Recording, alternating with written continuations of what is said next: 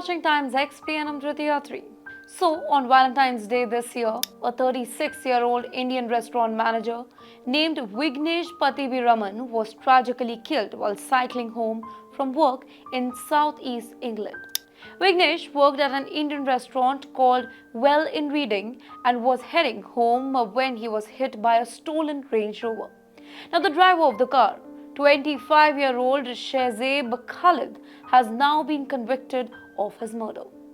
Now, after the collision, Vignesh was rushed to Royal Berkshire Hospital, but unfortunately, he was declared dead, and that too due to serious head injury. Under a murder investigation was launched, and Khalid was arrested a few days later. Exact date was February 19, and he was charged with murder the following day. Now, during the trial at Reading Crown Court, which lasted 28 days, Khalid pleaded guilty to the lesser charge of manslaughter, but jury found him guilty of murder. Now, along with him, two others were involved in the case, whose name is Soheem Hussain, who's 27 years old, and Mia Rally, who's 20 years old. Hussain was found guilty of helping Khalid after the incident, while Rally was cleared of the same charges. Currently, Khalid is set to be sentenced on October 10, and the conviction has brought some relief to Vignesh's grieving family. They describe him as a dedicated restaurant manager who loved his job and had big dreams.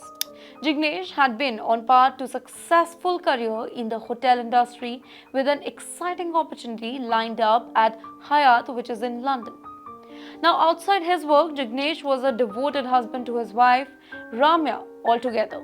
Both husband and wife had dreams of building a bright future in United Kingdom. Well, these were the dreams that are now tragically cut short by senseless act.